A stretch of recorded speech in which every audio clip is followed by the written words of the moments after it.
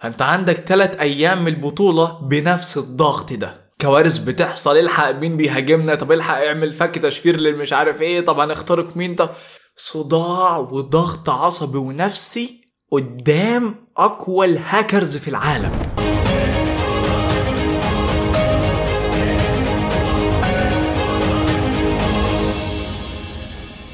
اللي قدامك ده كان انا وفريقي في محاولة ان احنا نكون افضل هاكرز في الوطن العربي، واثبتنا فيها نفسنا اخيرا بعد سنين من التدريب المتواصل.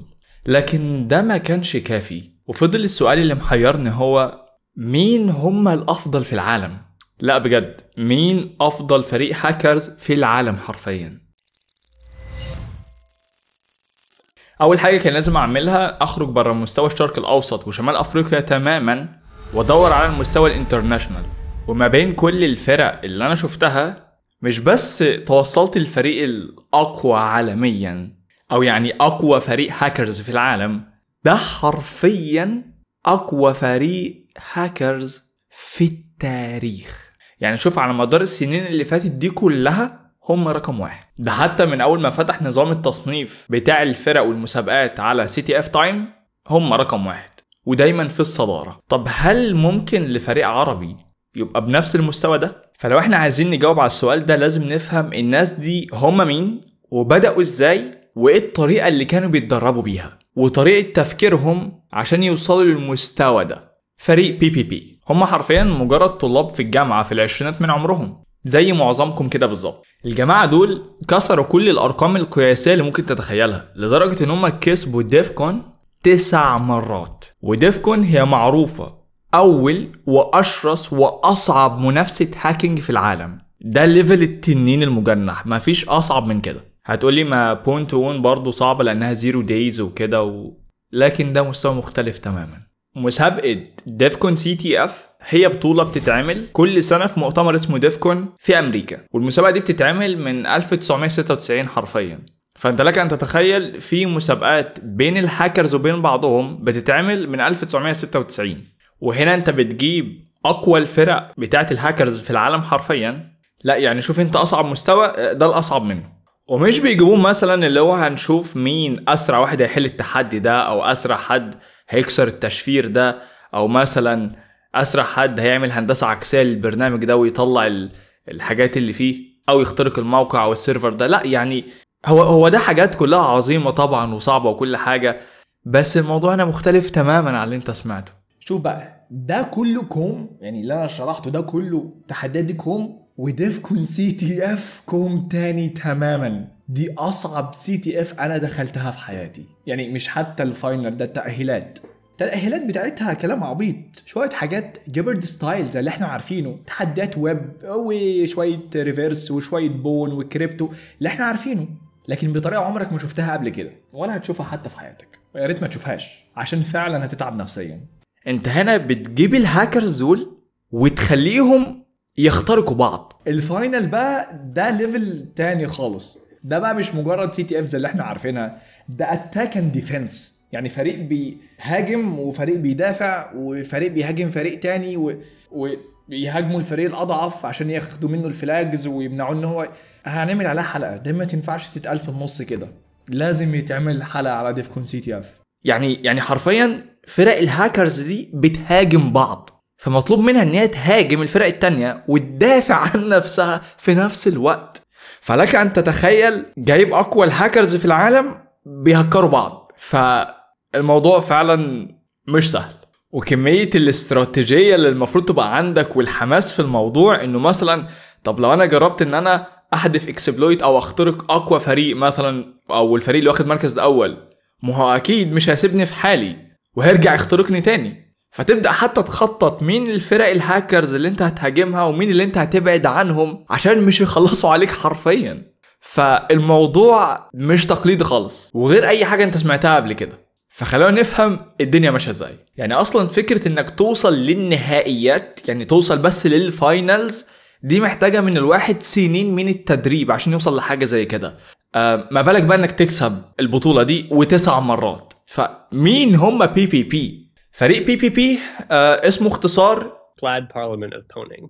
The Plaid Parliament of Poning. ودول مجرد طلاب زي ما قلت لك من جامعه كارنيجي ميلون. احنا جبنا سيره الجامعه دي قبل كده بصراحه في الحلقه بتاعه تنظيم الوقت لما كان منها الدكتور راندي وبيشرح ازاي تنظيم الوقت وازاي تعرف تعمل 1000 حاجه في يومك يعني بشكل عام. فواضح ما شاء الله ان الجامعه دي بتطلع ابطال حرفيا يعني. هنبدا الرحله مع قائد الفريق تايلر، وده كان شاب عادي زينا بيحب الكمبيوتر والعالم الحاسوب بشكل عام، وكان مهووس بفكرة الهاكينج، لكن طبعا زي اي حد فينا ما كانش عارف يدرس الحاجة دي منين، وكانت كلها حاجات سكريبت كيديز زي اغلبنا ما بدأ، لحد ما جه الدور ودرس كمبيوتر ساينس او علوم الحاسوب في جامعة كارنيجي ميلون. وهو في سنة اولى في الجامعة جه واحد صاحبه قال له ايه رأيك تنضم معانا، احنا بنحل تحديات حاجة اسمها CTF، يعني تعالى معانا هتتبسط. فهو قال ماشي وانضم ليهم. لا يعرف يعني ايه CTF ولا يعني ايه تشفير ولا يعني ايه هندسه عكسيه ولا الكلام ده كله. وكانت اول مسابقه هيشاركوا فيها كان اسمها سيسا، معموله للطلبه الجامعيين، واللي هيتاهل هيسافر على نيويورك يلعب الفاينلز هناك. فشدوا حيلهم واشتغلوا جامد واخدوا مركز اول. طبعا تايلر كان لسه زي ما قلت ما يعرفش حاجه، وكان عارف ان هو اضعف شخص في الفريق ده والموست لا يفقه شيئا، والفريق نفسه ما كانش مستواه اقوى حاجه، كان عادي يبحثوا ويدوروا على معاني مصطلحات زي ايه هو الاسمبلي x86 او ثغره البفر اوفرفلو والحاجات دي كلها. يعني احنا ما بنتكلمش على ناس بداوا وهم اعظم حد يعني موجود، كان مستواهم عادي. وكمان حتى التحديات اللي كانوا بيحلوها وقتها حاجات زي مثلا ايه، ازاي تفتح الملف ده حتى لو ما معكش صلاحيه انك تقراه، ازاي مثلا تلاقي الرساله المخفيه في الملف ده، او ازاي تكسر او تفك التشفير ده حتى لو معكش المفتاح بتاعه. وبداوا يتدربوا على نوعيه التحديات دي لحد ما جت ميعاد مسابقه نيويورك وسافروا لها. فعلا المسابقه كانت بسيطه، 3 تحديات وما فيش سكور بورد، يعني لما تنتهي المسابقه هيعلنوا مين الفايز، ومعاك 8 ساعات. لحد ما بدأوا يعلنوا عن الناس اللي فايزة، المركز الثالث، بعدين ندهوا المركز الثاني. حتى هم كانوا مستغربين، طب الناس اللي اخدت مركز ثاني دي فريق تايلر كانوا متوقعين ان هم يبقوا مركز اول، فازاي اخدوا مركز ثاني؟ وبعدين ندهوا على اللي اخدوا المركز الاول كان فريق تايلر فعلا. طبعا عملوا احتفال بسيط كده، يعني هي على قد الجائزه كانت $500 تقريبا، وبعدين رجعوا تاني لجامعتهم ودراستهم. لكن طبعا الموضوع بيديهم زي حماس انك تكسب مسابقه، وانك اوكي لازم بقى اطور من نفسي علشان المسابقات الجايه. بداوا على طول بعدها يحلوا تحديات في كوريا الجنوبيه، وده لانه اللي عامل الفريق نفسه في الجامعه او قائد الفريق وقتها كان اسمه برين باك، وده كان شخص كوري يعني. وطبعا بالنسبه لهم كفريق امريكي يشارك في مسابقات كوريه كانت بتواجههم حاجات غريبه، زي انه اصلا التحديات بالكوري فلازم دايما يترجموا الحاجات دي، وممكن تلاقي بعض التحديات مربوطه بالثقافه الكوريه فانت اصلا مش فاهم ايه اللي بيحصل. يعني خلينا نقول تحديات كانت غريبه شويه، والفريق كمل على هذا المنوال، ما يعرفش حاجه في حياته غير جامعته، وفي وقت الاجازه يلعبوا CTF، يتأهلوا يسافروا للبلد اللي فيها التحدي او الفاينل ويلعبوه هناك، وهكذا. يعني فضلوا مكملين على هذا المنوال. ولو كنت هتبص على بقية فرق الهاكينج وقتها، كان مثلا معظم الفرق بتلعب حوالي 3 CTFs في السنة، 4 بالكتير. دول كانوا بيلعبوا لحد مثلا 20 تحدي او 20 بطولة في السنة، فكان طبعا خبرتهم كانت اكتر من اي حد تاني، مع ان هم لسه بادئين بس بينافسوا على طول. وانا هنا بتكلم مثلا على 2010 يعني في الفترة دي تحديدا، لحد ما جت مسابقة في كوريا اسمها كود جيت، وشاركوا في المسابقة دي، وصلوا الفاينل ولعبوا. لكن كود جيت ما كانش طلبة جامعة، كان معظمه ناس بالفعل شغالة في مجال البروجرامينج والسكيورتي وناس كبيرة، وهم دول شوية طلبة في الجامعة حرفيا. طول المسابقة كانوا مركز أول لحد ما جه الفريق السويدي وأخد منهم المركز ده.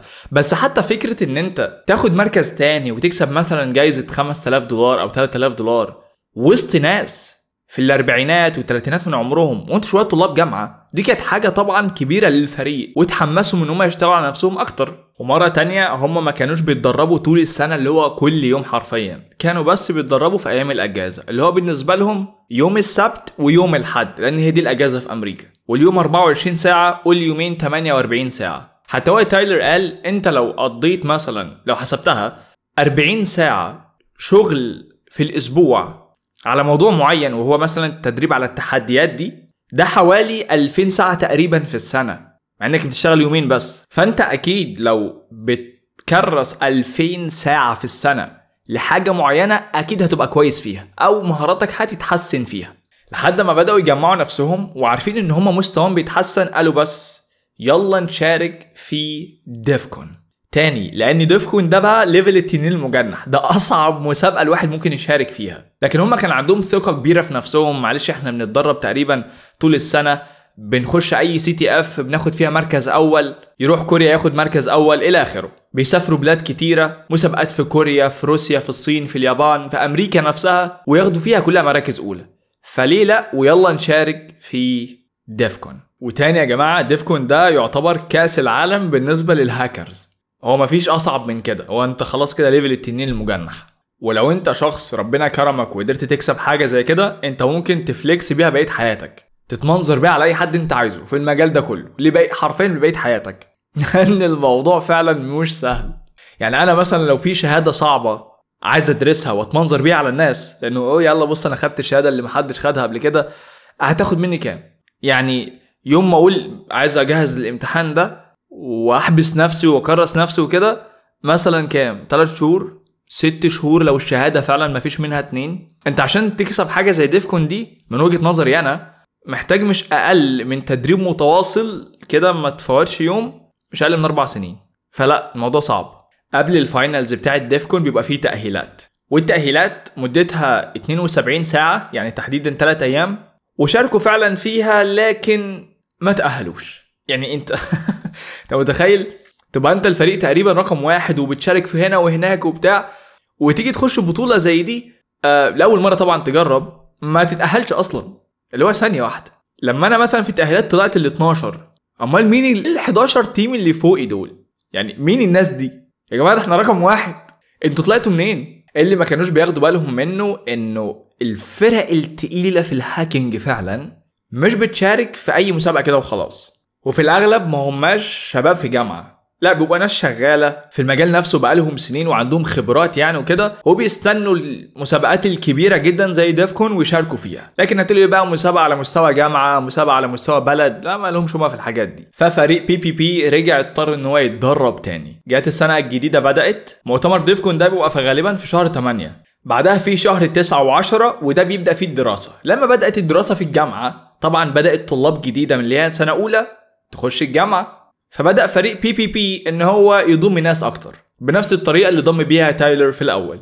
فيبدأوا يشوفوا الطلاب او الناس المهتمة وشغوفة بالهاكينج ويبدأوا يضموهم معاهم، لان انت عندك قبلها الصيف، والصيف طبعا معروف ان هي اجازة في كل دول العالم يعني، فاللي بيريح فيه، اللي بيسافر، اللي بيقضي اجازته. والدراسة عندك ايام الاجازة في الدراسة نفسها، اللي هو بالنسبة لنا احنا يعني خميس وجمعة وسبت أو جمعة وسبت، يتدربوا ويشاركوا في الأنشطة الطلابية اللي في الجامعة زي مع فريق PPP في التحديات دي. طبعا قرروا يخشوا نفس المسابقات اللي دخلوها السنة اللي قبلها، دخلوا برضو سيسا واخدوا فيها مركز أول، هما واخدين السنة اللي قبليها برضو مركز أول، ورجعوا تاني شاركوا في مسابقة كوريا بتاعت كود جيت لما الفريق السويدي أخد عليهم مركز أول في آخر نص ساعة، أخدوا فيها هما المرة دي بقى مركز أول، وكانت الجائزة أعتقد $20,000. طبعا $20,000 رقم مش بسيط، يعني انت بتتكلم برضه في ان انت سافرت من امريكا، رحت كوريا، نافست اقوى الفرق في العالم واخدت مركز اول واخدت الجائزه والفلوس كمان، فطبيعي تحتفل ويعني تتبسط بالموضوع ده. وكملوا تدريب من بعدها، مسابقه ورا الثانيه، CTF ورا الثانيه، اي CTF يجي قدامهم كانوا بيخشوا. لكن تاني هم كانوا بيركزوا على فكره انك تلعب في الويك اند، حتى لو ما كانش فيه مثلا الاسبوع ده في اي منافسه، كانوا عادي بيستنى الاسبوع اللي بعده، وقت الدراسه للدراسه. وكده كده هتلاقي منافسات بتتعمل، يعني احتمال اصلا ما يعديش اسبوعين الا لو تلاقي مسابقه اتعملت، فهم دماغهم كانت على طول حاضره، حتى لو ما شاركوش الاسبوع ده، فهي انت هتقول مثلا اخر مسابقه شاركوا فيها كانت من 14 يوم which is مده مش طويله ابدا، فانت دماغك على طول حاضره وعلى طول جاهزه لاي منافسه هتنزل، لحد اما جه ميعاد ديفكون السنه اللي بعدها. على عكس باقي المسابقات، انت في الاغلب لما هتتأهل بيدفعوا لك طيران واقامه وفندق وكده، وانت بتروح البلد دي بس ايه بمجهودك يعني. ديفكون لا، تعال انت يا حبيبي واصرف على نفسك وظبط دنيتك يعني. فكان لازم برضو يفكروا في انه الجوائز اللي بيكسبوها من المسابقات التانية ينظموا الفلوس دي علشان يدفعوا لنفسهم تكاليف السفر والاقامه في لاس فيجاس ومصاريفهم هم شخصيا يعني، لان تاني هم مجرد طلاب في الجامعه. وعلى عكس باقي المسابقات اللي هي بتبقى عبارة عن حاجة اسمها بنسميها يعني جيبرد ستايل، واللي هي بتكون تحديات مثلا هندسة عكسية، تحديات تشفير، تحديات اختراق مواقع الويب، اكتشاف ثغرات، تحليل جنائي رقمي، واحيانا برمجة والى اخره. والدنيا بتبقى هادية، كل واحد مركز في الحاجة اللي بيعملها، ويعني الامور بسيطة، انت معاك التحدي حله اسرع واحد عشان تاخد النقط عليه. فالموضوع بسيط وستريت فورورد، يعني مباشر، ما فيهوش اي لعب. وحتى تأهيلات ديفكون نفسها كده، يعني التأهيلات نفسها على نفس النمط اللي احنا متعودين عليه. لكن الفاينلز مختلفة، دي محتاجة الواحد فيها يتعدل فعلا. يعني ديفكون فاينلز عبارة عن ايه؟ هتجيب ال10 او ال12 فريق دول، وكل واحد بيبقى عنده عدد من الخدمات معينة، والخدمات دي فيها ثغرات وفيها مشاكل أمنية. فأنت مطلوب منك تحمي وتصلح الثغرات اللي عندك دي عشان محدش تاني يجي يخترقها، وفي نفس الوقت تهاجم الفرق التانية وتخترق السيرفرات والأجهزة بتاعتهم. فدي بيسموها ستايل اتاك اند ديفنس، تدافع وتهاجم في نفس الوقت. يعني انت ممكن تلاقي عندك 10 خدمات مثلا، موقع ويب و FTP و SSH، دي كلها خدمات في عالم يعني النتورك والشبكات وكده. مطلوب منك تلاقي الثغرات في الخدمات دي وتشوف ازاي تحميها وتصلحها، وفي نفس الوقت تكتب لها كود اختراق وتجربها على الفرق التانية بحيث انت تخترق الفرق التانية. الموضوع مش بس كده، ده كمان كمية الصخب والدوشة والتوتر في المكان عالية، فالموضوع مش هدوء خالص. لا، وكمان الأسوأ من كده لازم تخترق الأجهزة التانية دي بتاعت الفرق التانية باستراتيجيات كتيرة جدا. والموضوع مش بس كده، ده أنا حتى لو أنا اكتشفت ثغرة واخترقت الفريق اللي قصادي الناحية التانية، فمش مجرد انك اخترقته مرة فانت خلاص كده اخدت الإجابة او اخدت الكود السري من على جهازه والموضوع انتهى. لا، ده انت محتاج تفضل محافظ على اختراق جهازه لأطول فترة ممكنة، لأن الإجابة أو الفلاج أو الكود السري اللي انت بتجيبه من على أجهزة الناس التانية دي بيتغير كل 5 دقايق. فانت كل 5 دقايق محتاج تتأكد أو محتاج الاتصال والاختراق بتاع الفرق التانية ده يفضل متصل عندك، لأن هما برضو أكيد هيعرفوا إن في حد مخترقهم وهيقطعوا الاتصال عليك. فانت ازاي تفضل مهكرهم وبتاخد الإجابات من عندهم؟ النوع ده من التحديات والبطولة دي بتغير تفكيرك تماما عن مسابقات الهاكينج. لازم تفكر باستراتيجية، هتهاجم مين الأول؟ يعني مين من الفرق 10 أو 12 اللي قدامك دول هتهاجمه الأول؟ ده لو انت أصلا عرفت تلاقي الثغرة فين وكتبت لها كود الاختراق يعني. وهتبدأ بأنهي ثغرة تهاجم؟ وأحيانا بيبقى الأفضل إنك تهاجم نفسك الأول عشان تعرف الثغرات اللي عندك وتصلحها، وتستخدم كود الاختراق ده تخترق بيه الأجهزة التانية أو الناس التانية. وفي نفس الوقت برضو ممكن تعمل حاجة زي سنيفنج أو تراقب الشبكة بتاعتك، بحيث أي باكيت جاية أو أي ريكوست أو طلب جاي من الفرق التانية تقدر تقرأ وتشوف هم بيهاجموك إزاي، وتفك تشفير طريقة الهجوم اللي بالفعل بيهاجموك بيها وتاخدها أنت وتحدفها عليهم تاني. عارف أنت كأن حد مثلا حدف عليك حاجة فأنت مسكتها وردتها له تاني، وبالطريقة دي أنت ممكن تسرق الثغرات اللي هم اكتشفوها وجايين يخترقوك بيها. فالموضوع جنوني بجد. واحدة من الحاجات اللي كانت حصلت لفريق PPP وقتها، هم لقوا ان في كود اختراق جاي عليهم. طيب كود الاختراق اموره تبقى سهلة، يعني انت لو عرفت توصل له هتفك تشفيره وممكن تستخدمه على الفرق التانية. لكن زي ما قلت انت مش بس بتخترق الفريق، انت لازم تفضل محافظ على الاختراق ده طول فترة المسابقة، لأن كل 5 دقايق الفلاج بيتغير أو الإجابة بتتغير. فلازم الفريق اللي هكرك ده يبقى الاختراق بتاعه شغال، وفي نفس الوقت أنت لازم تقطعه عليه. فهم فريق PPP لما بص على الترافيك لقى إن فريق تاني بيحاول يخترقهم، قالوا تمام. لما بصوا على الخدمة اللي المفروض هم بيهاجموها، دي خدمة بيسموها كرون تاب. يعني هحاول أشرحها لك، هي طبعا على نظام لينكس، هحاول أشرحها لك بكل بساطة. لو أنا عندي برنامج او فيروس او سكريبت عايزه يشتغل كل 5 دقايق، كل 5 ثواني، او اي مده انت عايزها بقى، ان شاء الله حتى كل 24 ساعه، ففي برامج بيسموها سكادجوال تاسك او كرون تاب بمعنى اصح. البرامج دي بديها امر اقول لها شغلي لي الامر ده كل مثلا 5 دقايق. ففريق PPP لما حلل الترافيك لقى ان هما بيهاجموا الحاجه دي. اوكي ماشي، فراحوا يقرأوا الملف بتاع كرون تاب لقوه فاضي. طب ثانيه واحده، ما دي معناها حاجتين، يا اما الاختراق بتاع الفريق التاني ده ما كانش كامل وما كانش صحيح، يا اما في حاجه غلط هم مش فاهمينها. واللي اتاكدوا منه انه هم عارفين ان البرنامج ده بيتم اختراقه حاليا، او الكود اللي اتحدف عليهم ده بيسرق فلاجات من عندهم كل 5 دقايق.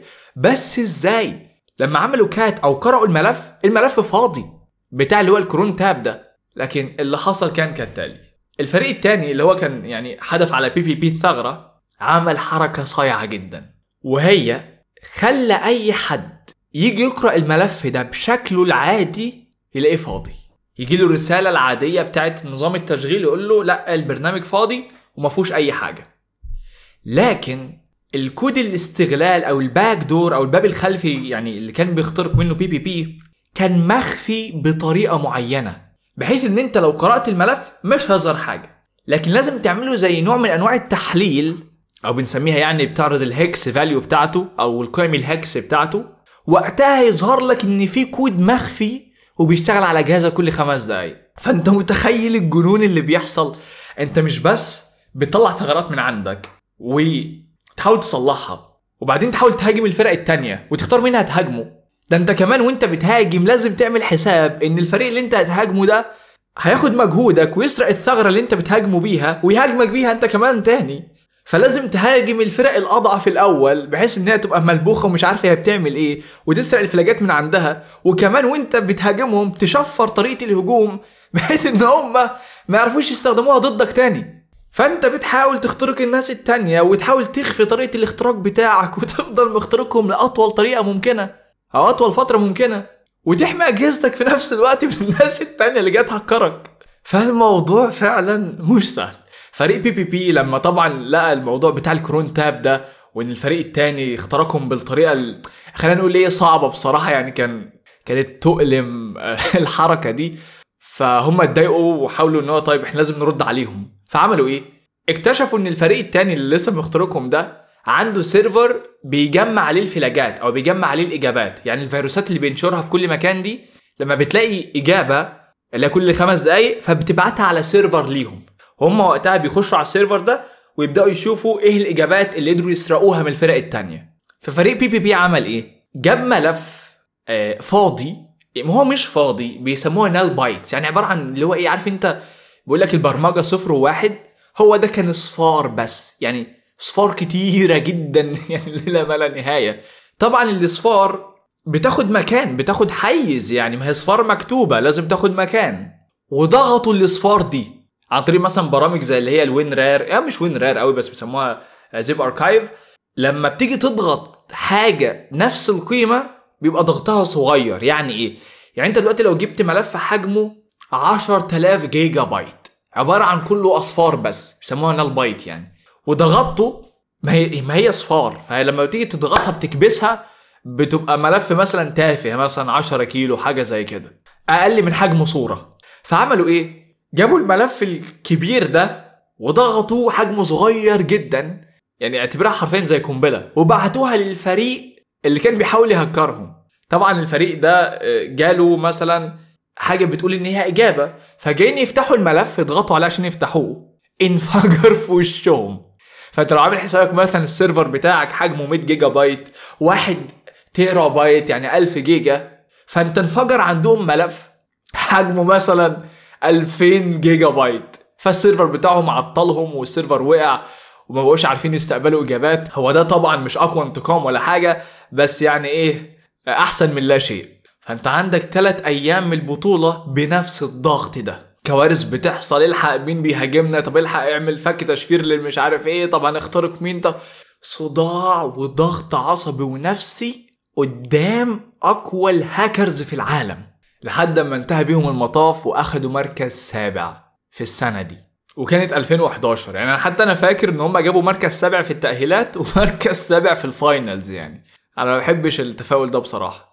طبعا مركز 7 ملوش اي 30 يعني لازمة، طبعا هو مجهود عظيم وكل حاجة مش بقلل منهم، بس انا قصدي مقارنة بالاخد مركز اول، يعني حتى المركز التاني ملوش لازمة، لان اللي بياخد حتى البلاك باج او الجايزة بتاعت المسابقة هو المركز الاول بس.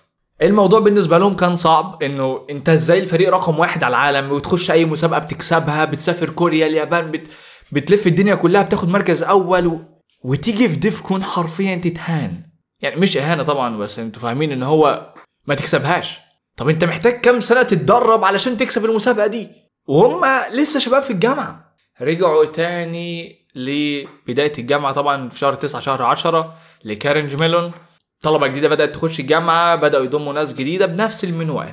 في الويك اندز نهاية الاسبوع يتدربوا، يلعبوا CTF، يلفوا حوالين العالم، ياخدوا مراكز اولى ويرجعوا يتدربوا تاني، لحد ما جت سنة 2012 كانوا اهدى وتركيز اعلى. دخلوا اول يوم المسابقه كانوا مركز اول، تاني يوم المسابقه كانوا مركز اول، لحد ما جه اليوم الثالث والاخير قالوا خلاص اخيرا هنكسب ديفكون، اخيرا هنحقق الحلم اللي بقالهم سنين بيشتغلوا عليه. وقبل نهايه المسابقه بنص ساعه يجي فريق ياخد منهم المركز الاول، هو فريق ساموراي. حلوا تحدي جماعه بي اصلا ما بصوش عليه، كان تحدي غريب ويرد كده شويه لانهم كانوا 8 افراد وكانوا كلهم طبعا مشغولين وكده. لما خلصت المسابقه اتكلموا مع الفريق الاول وانتوا يعني تعرفوا عليهم وكده، اكتشفوا ان هم 80 فرد حرفيا. في فرق فعلا بتلعب في سي تي اف، والموضوع ده بنشوفه كتير. لو انت يعني حتى لو المسابقه محدده ان انتوا العدد لازم يبقى 5، في ناس بتلعب ب15 واحد عادي جدا. وتش طبعا حاجه غير عادله. يعني انت استفدت ايه؟ انت عايز تبان ان انت جامد؟ يعني انت محتاج 15 واحد علشان تنافسنا انا والثلاثه اللي معايا يعني. فانت مش جامد، بالعكس انت كده انسان مريض شويه. لكن ديفكون وقتها هم اوريدي ما كانش فيه حد للعدد. فالجماعه اللي داخلين ب 80 فرد دول هو اوريدي ما كانش فيه حد يعني ليميت لعدد الناس اللي في الفريق. لكن بي كانوا اوريدي 8 بس. لكن في مصر طبعا انت عارف بيبقى العدد في الوطن العربي كله بيبقى العدد 5، يعني هم 5، واحد يبقى هو واحد وكده يعني. ونصيحة مني يعني لو انت بتلعب بعدد اكبر من المسموح به في مسابقات المفروض يبقى العدد فيها قليل، بلاش تعمل كده، بلاش. يعني هيجي في يوم بجد وهتلاقي نفسك ولا حاجة كده يعني. المهم رجعوا تاني بنفس الموال اللي كانوا فيه، تركيز، يحلوا تحديات، يشاركوا، يلفوا العالم، يرجعوا تاني يتدربوا اكتر السنة الجديدة على نفس المنوال هذا. بالمناسبة حتى السنة اللي اخدوا فيها مركز تاني اللي هي 2012 في التأهيلات برضو كانوا مركز تاني، والسنة اللي قبلها 2011 في التأهيلات كانوا مركز سابع، وفي الفاينل برضو كانوا مركز سابع. انا مش فاهم الصدفة الغريبة دي. جت 2013 انضم ليهم واحد اسمه جورج هود، كان راح ان هو يدرس في جامعه كارنيجي ميلون، وطبعا عمك تايلر مسك فيه قال له لا لازم تيجي تلعب معانا سي تي اف. جورج ده كان عنده 17 سنه وقدر يعمل جيرل بريك للايفون، كان اول واحد فعليا العالم كله عرفه يعمل كسر لحمايه الايفون. Hi everyone, I'm Gio High. This is the world's first unlocked iPhone.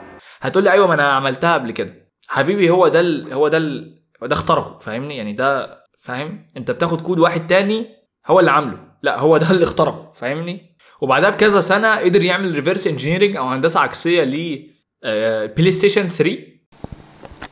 Okay, turn it on just by pressing the button to jailbreak the system. من سوني وكسر الحمايه بتاعته. طبعا دي كانت ضجه كبيره لدرجه ان سوني رفعت عليه قضيه وقتها انه يعني بهدلهم بصراحه، لان الكونسول بتاع سوني معروف ان هو مقفول وعليه حمايات وبتاع، فانت ازاي قدرت تخترقه يعني؟ فانت عندك في اسطوره كامله كده في عالم الهاكينج انضمت لفريق بي من جامعه كارنيجي ميلون. ومن ميزات الشخص ده ان هو بيعرف يركز جدا في اي حاجه. 23-year-old George, The prestigious CTF. who infamously hacked the iPhone at age 17, It's about showing off your skills. يعني ممكن لما تبدا السي تي اف يخش بكل قوته ويقعد بالساعات مركز لحد ما يحل الحاجه دي ومن غير ما يزهق، ما بيحطش ايده على خده. وانا هنا مش قصدي على جورج. نرجع للموضوع. يعني لو في مثلا تحدي كريبتو مستحيل يتحل، يروح الاوضه يا جماعه انا هقفل على نفس الباب ويقعد يكسر لحد ما يكسر تحدي التشفير ده. هو ده كان موده دايما. جت ديفكون الرابعه، جماعه بي المره دي عاملين حسابهم في كل حاجه. حتى والله فاكر ان هم جابوا 2 يخدموا عليهم بحيث ان هم يعني ايه لو حد عايز ياكل، حد عايز يشرب، حد عايز اي حاجه يبقى في 2 يساعدوهم او يساعدوا الفريق يعني. وبدأوا حتى ان هم رايحين الفندق ما يحجزوش مثلا اوض متفرقه، لا يحجزوا سويت كامل بحيث ان كل الفريق يبقى فيه ويبقى شغلهم على طول مع بعضهم. طبعا تايلر كان حاسس بثقه كامله السنه دي، خصوصا ان ديفكون حددت ماكسيمم عدد الناس اللي هيشاركوا هم 8 افراد بس، ما كانتش مفتوحه زي السنه اللي قبلها. المسابقه بدات من هنا، شافوا نفس اشكال الفرق اللي بيشوفوها كل سنه اللي عاملين لهم للاسف مشاكل يعني. فرق كوريه، فرق امريكيه، صينيه. بص انت عندك اقوى الهاكرز في العالم. وخلاص في المرحله دي بقوا فاهمين اسلوب هجوم ودفاع كل فريق عندهم يعني في المسابقه. ده كمان كان في فرق بتعمل شفتات، يعني انت مثلا بالليل برضو شويه يناموا شويه يكملوا بقيه التحديات اللي ما خلصتش، واحدة من الحاجات اللي كان شاطر فيها فريق بي بي بي برضو المعماريات الغريبة، زي مثلا حاجات زي الارم وشيبس غريبة كده ما بتبقاش نظام ويندوز ولينكس زي اللي احنا متعودين عليه. فكان هما شاطرين جدا في الهندسة العكسية بتاعة الأنظمة دي، ودي كانت معظم التحديات اللي جات السنة دي. I can't get into my virtual machine right now. I really don't know what's wrong with it. And a little on edge. This stupid thing doesn't have. The game will be starting in 5, 4, 3, 2, 1, go. وأول ما بدأت المسابقة فعلا مركز أول بفرق سكور كبير جدا عن الفرق التانية. أنا شفت السيناريو دي في حتة قبل كده، لا مش فاكر. أول يوم ما المسابقة بتنتهي فيه وليكن مثلا على الساعة 5 أو 6 المغرب، فالمسابقة بتتقفل وبتروح الفندق تشتغل على الملفات والباينريز اللي معاك. We've got 2 challenges to work on tonight, so hopefully tomorrow morning, as soon as the competition starts, we'll have 2 new attacks going.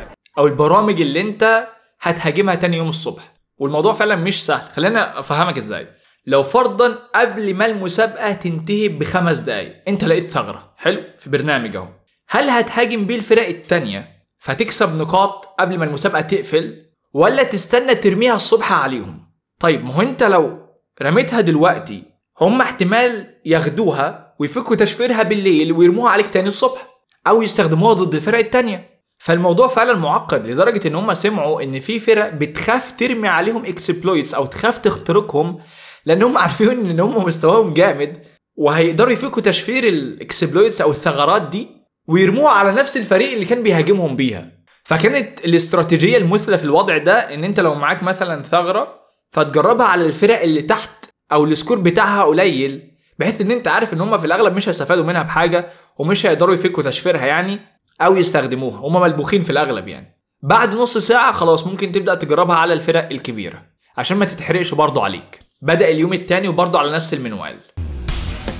By the end of day 2, the music is louder, eyes much wearier, and Team PPP is worried about the competition.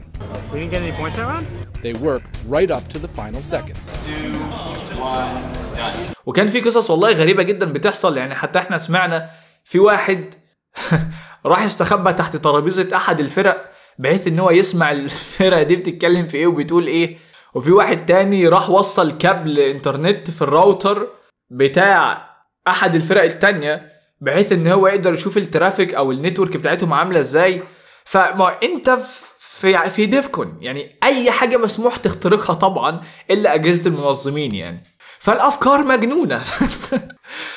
اليوم التاني خلص وبي بي بي كان في الصدارة لحد ما بيجي اليوم التالت والسكور بيبقى مخفي، فما بتبقاش عارف مين معاه سكور قد ايه.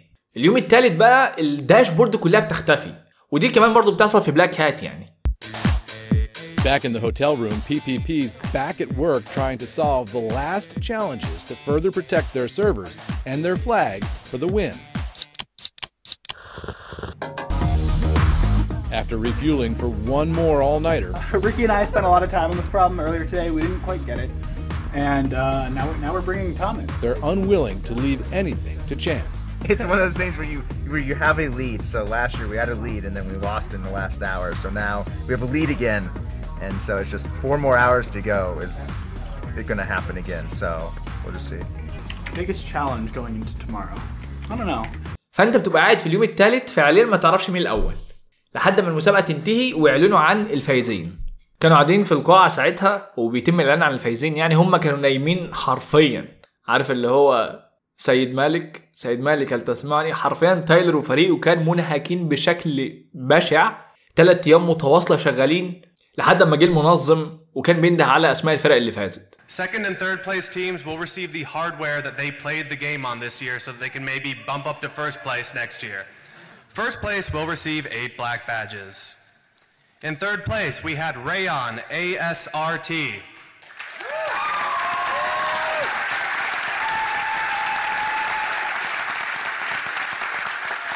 In second place, we had the men in black hats.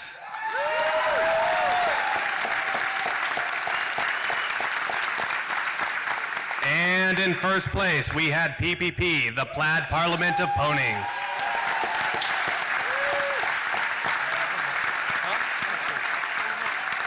والمركز الأول فريق Played Parliament of Pawning PPP.